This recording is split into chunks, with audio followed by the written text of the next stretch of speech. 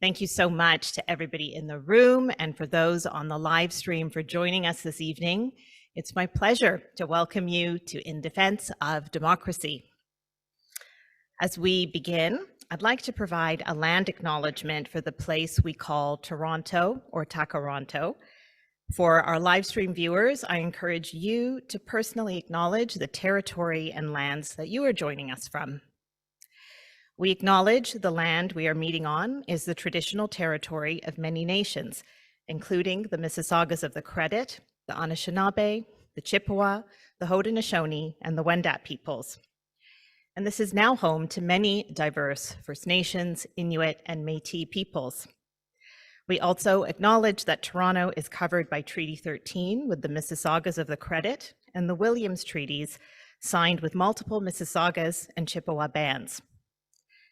I'm grateful for this acknowledgement because it reminds me that an understanding of Indigenous laws, systems of governance, and ways of knowing are foundational to and alive in what we now recognize as democracy in Canada. I'd like to take a moment now to thank our In Defense of Democracy sponsors. Our reception sponsor this evening is TELUS, so please be sure to stick around for that. And we also want to recognize Bennett Jones, the Donner Canadian Foundation, Toronto Metropolitan University's Faculty of Arts, and our thanks to CBC Radio's Ideas for being our media sponsor. Tonight, the Samara Centre is marking 15 years of dedication to realizing a resilient democracy with responsive institutions and an engaged public.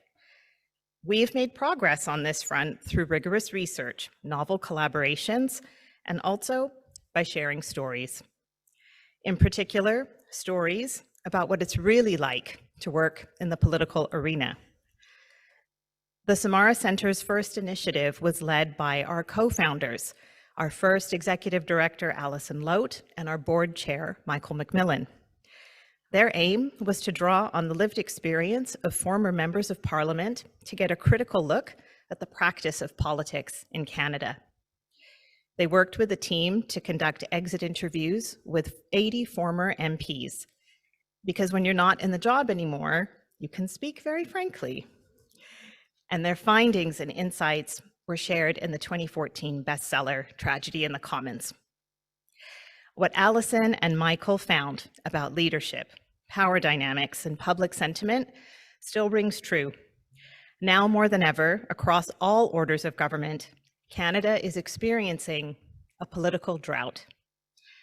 In Ontario, dozens of municipal candidates in recent local elections ran unopposed. It was the same in Manitoba, where 64 heads of council were acclaimed. Over the past few months, local elections across the country have also resulted in record lows for voter turnout, largely around 30 to 40%, which is a failing grade. So, is it the absence of competitive races and compelling candidates that's holding the electorate back? Or is it a lack of public engagement that's keeping would-be candidates at home? It's debatable. What's beyond dispute is that anyone running for office will almost certainly be subjected to online abuse, disinformation, and sometimes outright threats against themselves and their families. Of course, all this pushes the electorate away instead of drawing us in. The question then isn't why qualified, reasonable people are choosing not to run. It's why any qualified, reasonable person would willingly subject themselves to this treatment.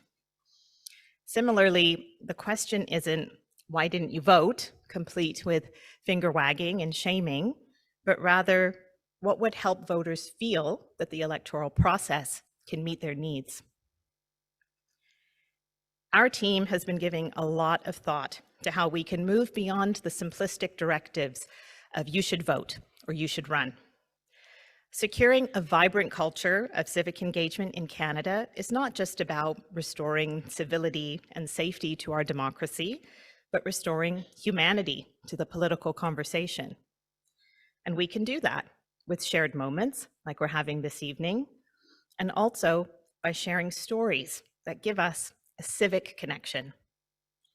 Over the past few months, we've been building on Tragedy in the Commons and the second book based on the exit interview study, Real House Lives, which was published in 2020. And this time around, we're looking at those who left the House of Commons between 2015 and 2021. These conversations have been candid, emotional, and powerful. One of the former MPs we've spoken to is Robert Falcon Ouellette, who represented the riding of Winnipeg Centre. He told us about being the first MP to deliver a speech in Cree in the House, and how he worked with colleagues from different parties to push through barriers, bureaucratic, emotional, otherwise, to get translation in place for it. Here's a quote from him. There's not a lot of MPs using the interpretive services and Indigenous languages all the time in the House, but now it's there and it can be used. And the importance for Indigenous people is it tells them that this institution is also theirs. It is inclusive of them. This is not an institution which is only for the colonizers, the settlers. This is actually an institution which speaks to each and every one of us. And we all have a place in that institution. That place, it's the people's place, the House of Commons of the people. We're very grateful for Robert's words because they illuminate that meaningful inclusion can amplify civic connection.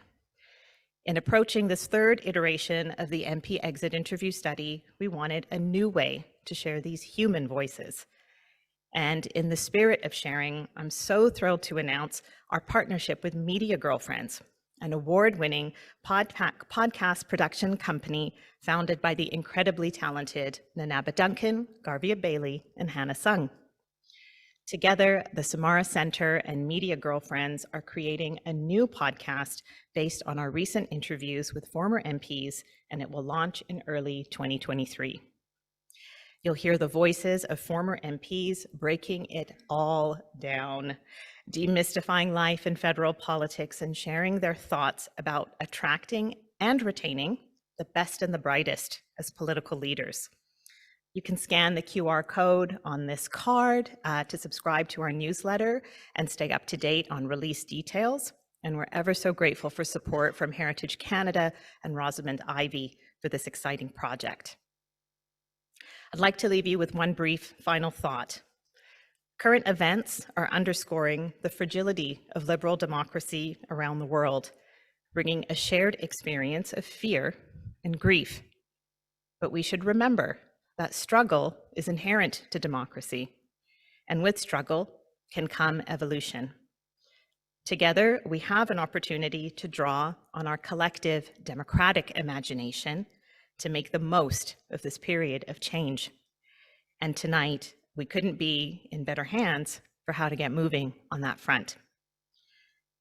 It's time for the main event.